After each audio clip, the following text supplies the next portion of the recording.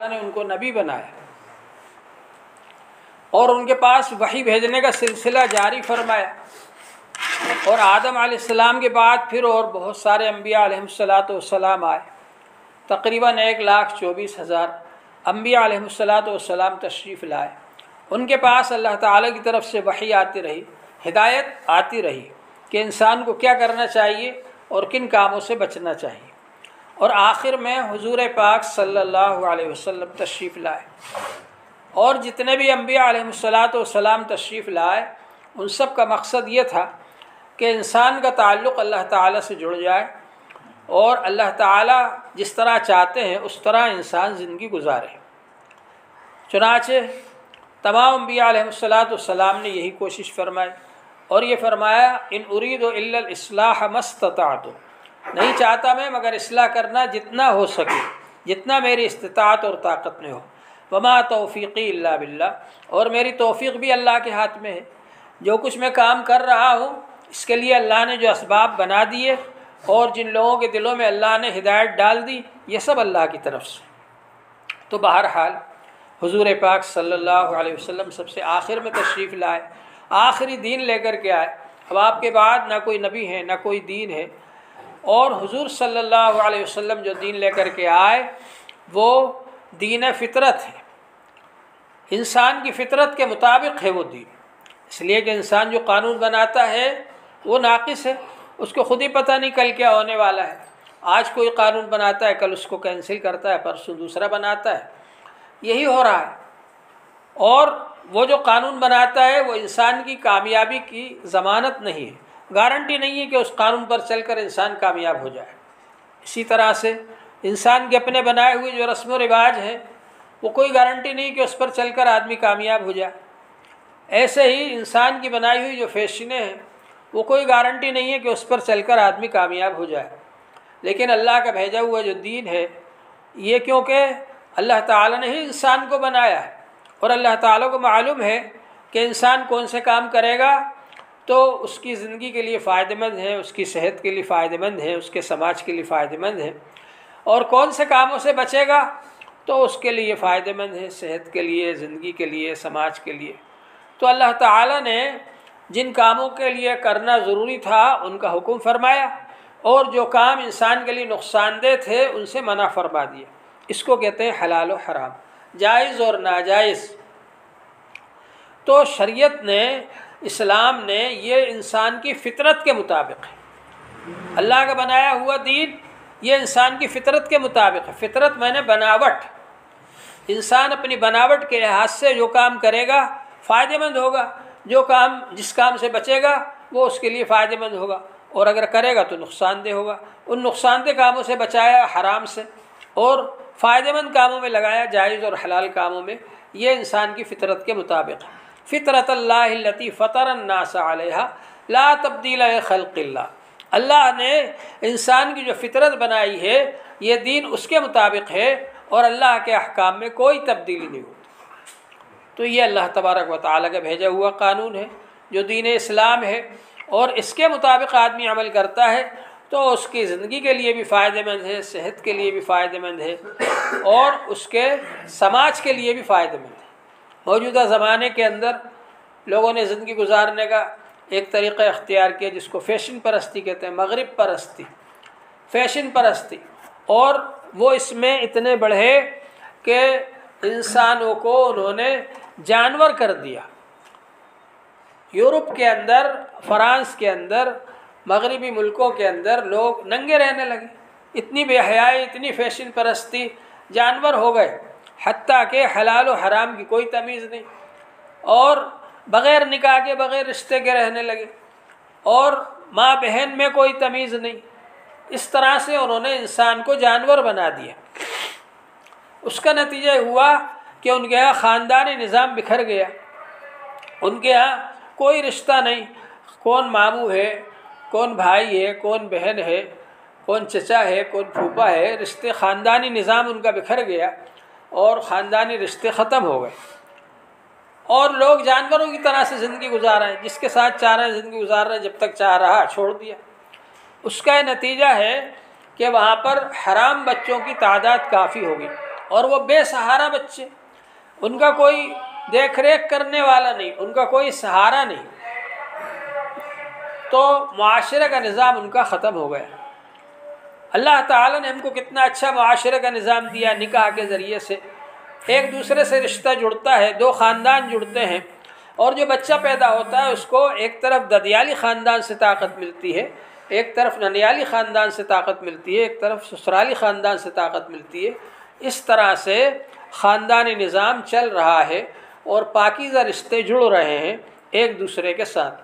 تو یہ اسلام سے بغاوت کا نتیجہ ہے کہ آج وہ لوگ جانوروں کی طرح سے زندگیاں گزار رہے ہیں، اور مغربی ملکوں میں، امریکہ وغیرہ میں زیادہ تر خودکشی کرنے والے وہ بچے ہیں جو کہ بغیر نکاح کے پیدا ہوئے، اور ماں باپ جب تک جوان تھے ساتھ رہے، پھر الگ ہو گئے اور وہ بچہ بے سہارا ہو گئے۔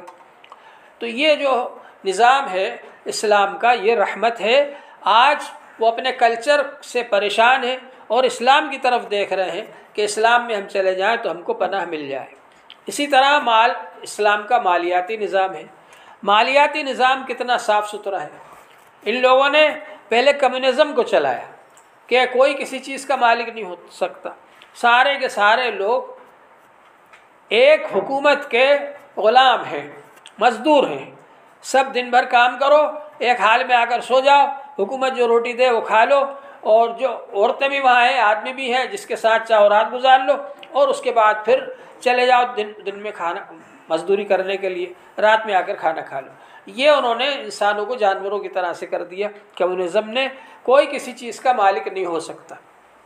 اسلام نے آ کر کے بتلایا کہ طلب و کسب الحلال فریضۃ بعد الفریضہ، حلال مال کمانا فرض ہے دوسرے فرضوں کے بعد، پھر آدمی جو مال کمائے گا اس کا مالک ہو جائے گا۔ وفی اموالہم حق معلوم للسائل والمحروم، جو مال کمایا انہوں نے اس کے وہ مالک ہیں، اور اس میں ایک حق مقرر ہے، سوال کرنے والے کو، مانگنے والا آ جائے اس کو دو، اور جو محروم ہے جس کو مال نہیں ملا اس کو دو۔ تو اس طرح سے اللہ تبارک و تعالی نے زکوٰۃ کا نظام نافذ فرمایا۔ سرمایہ دارانہ نظام کیا ہے جو آج امریکہ میں چل رہا ہے کہ سارے جو مالدار ہیں وہ مالدار تر ہوتے چلے جا رہے ہیں، سرمایہ دار تر ہوتے چلے جا رہے ہیں، اور غریب تر ہوتا چلا جا رہا ہے، غربت کی دلدل میں پھنستا چلا جا رہا ہے، اس لیے کہ مالدار لوگ غریبوں کو سودی قرض دیتے ہیں، اور سود لے کر خود مالدار ہوتے چلے جاتے ہیں، اور سود پر سود لاتے رہتے ہیں غریب پر، اور وہ بیچارہ کمزور ہو جاتا ہے۔ بہت سارے غریب لوگ سود نہیں دے پاتے اور قرض نہیں دے پاتے، وہ خودکشی کر لیتے ہیں۔ یہ سب ہو رہا ہے سرمایہ دارانہ نظام کے اندر۔ اس کے بالمقابل اسلام نے جو نظام دیا، اسلام نے نظام دیا کہ آپ مالک تو ہو اپنا مال جو کمایا اس کے، یہ کمیونزم کی کمر توڑ دی، اور دوسرے یہ کہ یہ جو مال ہے اس کو آپ تجوریوں کے اندر بھر کر نہ رکھو، لئلا یکون دولۃ بین الاغنیاء، صرف مالداروں کے اندر تجوریوں میں بھرا ہوا نہ رکھا رہے یہ مال، بلکہ غریبوں کو دو۔ تؤخذ من اغنیائہم وترد علی فقرائہم، زکوٰۃ مالداروں سے لی جائے گی اور غریبوں میں تقسیم کی جائے گی۔ یہ اللہ تبارک و تعالی نے نظام بنایا ہے ہمارا۔ تو مالیات کا نظام بھی اس سے بہتر کچھ نہیں ہو سکتا۔ چنانچہ حضرت مولانا عبید اللہ سندھی رحمۃ اللہ علیہ، جنہوں نے جنگ آزادی میں حضرت شیخ الہند کی تحریک کو بہت آگے بڑھایا، تو مولانا عبید اللہ سندھی جب جنگ آزادی کی تحریک کے سلسلے میں روس تشریف لے گئے، اور وہاں پر لینن جس نے کہ کمیونزم کو جاری کیا تھا اس سے ملاقات ہوئی، تو انہوں نے اپنا اسلامی نظام مالیات پیش فرمایا، جو کہ حضرت شاہ ولی اللہ دہلوی رحمۃ اللہ علیہ نے حجت اللہ البالغہ کے اندر تفصیل سے لکھا ہے۔ جب وہ پیش کیا لینن کے سامنے، تو اس نے کہا یہ تو اتنا بہترین نظام ہے مالیات کا، اس سے اچھا کوئی ہو ہی نہیں سکتا۔ ہم نے جو بنایا کمیونزم وہ تو اس کے سامنے کچھ بھی نہیں، اور اگر آپ کچھ دن پہلے آ جاتے تو ہم اپنا کمیونزم کا نظام نہیں چلاتے، بلکہ اسی کے اوپر بنیاد رکھتے اپنی حکومت کی۔ لیکن کیونکہ کمیونزم انسان کی فطرت کے خلاف تھا، جہاں پر انہوں نے 70 سال تک کمیونزم کی بنیاد پر حکومت کی، وہاں سے اس کو دھکے دے کر نکال دیا گیا، اور وہ سب اس سے آزاد ہو گئے کہ ہم کمیونزم کو نہیں مانتے، کیونکہ وہ اسلام کی فطرت کے خلاف تھا۔ اور یہی حال سرمایہ دارانہ نظام مالیات کا ہو رہا ہے امریکہ میں، وہاں پر وہ فیل ہو رہا ہے اور امریکہ کنگال ہوتا چلا جا رہا ہے۔ تو یہ سب جو ہے اسلام کا جو نظام ہے اس سے ٹکراؤ کی وجہ سے ہے، اور انسان کی فطرت سے ٹکراؤ کی وجہ سے، لیکن اللہ جل شانہ نے ہم کو جو نظام دیا ہے یہ نظام انسان کی فطرت کے مطابق ہے۔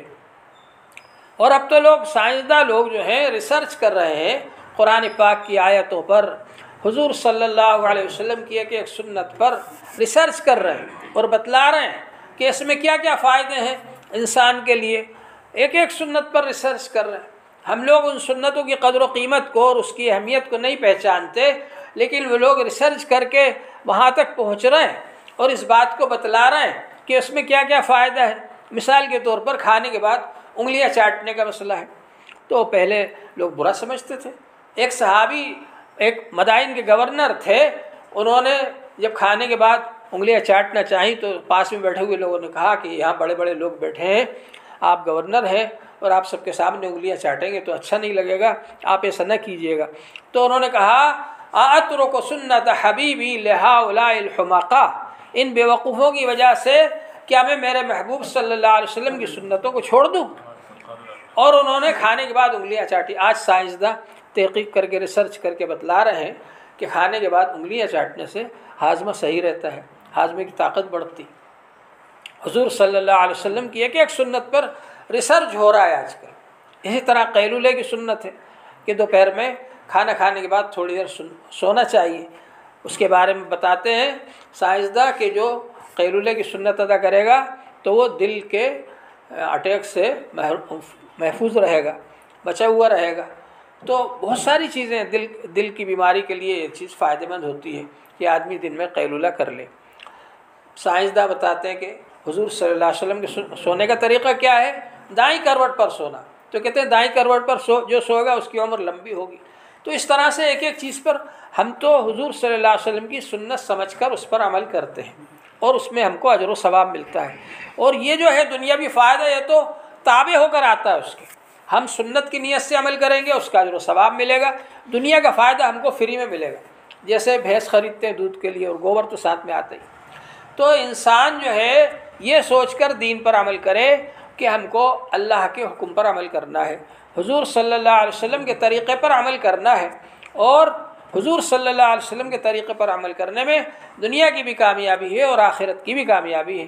اس لیے کہ دین اسلام جو ہے آخری دین ہے اور کامل مکمل دین ہے۔ اس میں انسان کے سر سے لے کر پاؤں کے ناخن تک اور پیدائش سے لے کر موت تک تمام احکام دیے گئے ہیں۔ جامع اور کامل مکمل مذہب ہے۔ کسی بھی چیز میں ہم کو محتاج نہیں چھوڑا کہ ہم کسی دوسری فیشن کو دیکھیں، کسی رسم و رواج کو دیکھیں، کسی طریقے کو دیکھیں۔ ہر چیز کا ہمارے پاس اللہ تعالیٰ کے فضل و کرم سے ہدایت موجود ہے، حضور صلی اللہ علیہ وسلم کا طریقہ موجود ہے جس پر ہم عمل کر سکتے۔ اسی طرح سے ان لوگوں نے جو ہے انسانوں کو خراب کرنے کے لیے جو ایک نظام جاری کیا وہ کیا ہے کہ رات میں بہت دیر تک جاگتے ہیں اور صبح دیر سے اٹھتے ہیں، تو اس کی وجہ سے انسان کی صحت خراب ہوتی ہے۔ ڈاکٹر لوگ بتاتے ہیں بہت ساری بیماریاں صرف اس وجہ سے پیدا ہوتی ہیں کہ آدمی بہت رات تک جاگتا ہے اور دن میں بہت دیر تک سوتا ہے۔ اسلام نے کیا نظام بتایا؟ حضور پاک صلی اللہ علیہ وسلم نے فرمایا عشاء سے پہلے سونا نہیں ہے، لا نوم قبل العشاء ولا سمر بعد العشاء، اور عشاء کے بعد بات چیت نہیں کرنا ہے، سو جانا ہے۔ تو عشاء کے بعد جتنا جلدی ہو سکے سو جائیں۔ عشاء سے پہلے سونا منع ہے اور عشاء کے بعد جاگنا منع ہے، سو جائیں۔ رات کے اول حصے میں سو جائیں اور آخر میں اٹھ کر کے اگر آپ چاہیں تو تہجد پڑھ لیں، نفلیں پڑھ لیں۔ شب و برات کے بارے میں بعض لوگ کہتے ہیں ارے صاحب یہ حدیث ضعیف، وہ حدیث ضعیف۔ میں کہتا ہوں کہ تہجد کے بارے میں تو بہت قوی حدیث ہے، جی بخاری شریف کی حدیث ہے تہجد کے بارے میں تو، بلکہ قرآن پاک میں اللہ تعالیٰ نے حکم فرمایا حضور صلی اللہ علیہ وسلم کو وَمِنَ اللَّيْلِ فَتَهَجَّدْ بِهِ نَافِلَةً لَكَ، حضور صلی اللہ علیہ وسلم پر تو تہجد بھی فرض تھی، ایک نماز زیادہ تھی حضور کے لیے تہجد کی نماز فرض، ہمارے لیے 5 ہی نمازیں ہیں، ہم کمزور لوگ ہیں تو ہمارے لیے تہجد نفل ہے۔ حضور صلی اللہ علیہ وسلم تہجد کی نماز پڑھتے تھے، ہم کو بھی پڑھنا چاہیے۔ تو تہجد جو ہے اتنی قوی روایتوں سے ثابت ہے، کوشش کریں کہ اس وقت اٹھ جائیں اور اللہ تعالیٰ سے مانگیں، اور وہ وقت ایسا ہے کہ اللہ تعالیٰ خود اعلان فرماتے ہیں کوئی پریشان حال جو مجھ سے دعا کرے میں اس کی پریشانی دور کروں، ہے کوئی رزق مانگنے والا مجھ سے رزق مانگے میں اس کو رزق دوں، ہے کوئی حاجت مند میں اس کی حاجت پوری کروں، اس وقت اٹھ کر کے آدمی اللہ سے دعا کر لے۔ تو بہرحال رات میں جلدی سو جائیں، کوشش کریں تہجد میں نیند کھل جائے، اگر نہیں کھلے تو فجر میں تو اٹھ ہی جانا چاہیے، فجر سے پہلے اٹھ کر کے فجر کی نماز پڑھیں تو اس سے صحت بہت اچھی رہے گی۔ اور فجر کے بعد پھر نہ سوئیں، فجر پڑھ کے قرآن پاک کی تلاوت کریں، اللہ کا ذکر کریں، کم سے کم کوشش کریں کہ ایک پارہ ہم پڑھ لیں، اگر ایک پارہ نہ پڑھ سکیں تو پاؤ سپارہ پڑھ لیں۔ حضرت شیخ الحدیث صاحب نے فضائل قرآن میں لکھا ہے ہر مسلمان کے لیے ضرور یہ کم سے کم پاؤ سپارہ دیکھ کر پڑھیں، اور حافظ ہیں تو 3 پارے پڑھیں، ورنہ کم سے کم ایک پارہ پڑھ لیں۔ تو یہ قرآن پاک ہم کو صبح روزانہ پڑھنا چاہیے۔ پہلے مسلمانوں کے گھروں سے صبح صبح آواز آتی تھی قرآن پاک کی تلاوت کی، اور اب دوسری چیزوں کی آواز آتی ہے۔ تو بہرحال یہ کوشش کریں کہ ہم قرآن پاک کی تلاوت کریں، اللہ کا ذکر کریں۔ یہ 12 تسبیحات آپ ایسے وقت میں پڑھیں جب آپ کو فرصت ہو، اور ایک ہی بیٹھک میں 12 تسبیحات ہو جائیں۔ ہمارے حضرت مفتی محمود صاحب رحمۃ اللہ علیہ کے ہیں، اور ان سے پہلے حضرت شیخ الحدیث مولانا زکریا صاحب رحمۃ اللہ علیہ کے ہیں، فجر بعد مجلس ہوتی تھی، اور فجر کے بعد ذکر کی مجلس ہوا کرتی تھی، تو اس سے لوگ جمع ہوتے تھے اور اللہ کا ذکر کرتے تھے صبح فجر کے بعد میں۔ ایک بار میں گیا حضرت مفتی محمود صاحب رحمۃ اللہ علیہ کے پاس، اس وقت ان سے بیعت نہیں تھا، میں پڑھتا تھا وہاں دارالعلوم میں، تو ویسے ہی گیا تو حضرت نے پوچھا کہ فجر بعد کیا کرتے ہو؟ تو میں نے کہا کہ قرآن پاک کی تلاوت کرتا ہوں۔ کہنے لگے بھائی ہم تو اللہ کا ذکر کرتے ہیں۔ تو حضرت نے مجھ سے تو نہیں فرمایا کہ تم بھی آ جایا کرو، لیکن میرے دل پر ایک اثر ہوا اس سے، اور پھر میں فجر بعد بھی ان کی مجلس میں جانے لگا، ذکر کی مجلس میں۔ تو فجر کے بعد کوشش کریں کہ یہ 12 تسبیح آپ پڑھ لیا کریں۔ تو یہ فجر کے بعد کا نہ سونا یہ بہت ضروری ہے۔ حدیث پاک میں آتا ہے نوم الصبح یمنع الرزق، صبح کا سونا یہ رزق سے محروم کر دیتا ہے۔ جو لوگ صبح دیر تک سوتے ہیں، پھر اس کے بعد میں کہتے ہیں ارے صاحب دکان نہیں چل رہی، ارے صاحب کاروبار ایسا ہو گیا ویسا ہو گیا، تو فجر کے وقت سونا یہ اللہ کو پسند نہیں ہے۔ فجر سے پہلے اٹھ جائیں، فجر کے بعد اللہ کا ذکر کریں، تلاوت کریں۔ تو یہ ہمارا ایک نظام تھا، اسلامی نظام، کہ ہم فجر سے پہلے اٹھ جائیں اور دن میں کام کریں، پھر اس کے بعد دوپہر کے کھانے کے بعد قیلولہ کریں، پھر اس کے بعد ظہر کے بعد اپنا کام کریں، پھر اس کے بعد میں مغرب پڑھیں، عصر پڑھیں، مغرب پڑھیں، اور پھر عشاء کے بعد میں جلدی سو جائیں۔ یہ ایک نظام تھا زندگی کا، جو انسان کی صحت کے لیے بھی فائدہ مند ہے، انسان کی زندگی کے لیے بھی فائدہ مند ہے، اور انسان کے سماج کے لیے بھی فائدہ مند ہے۔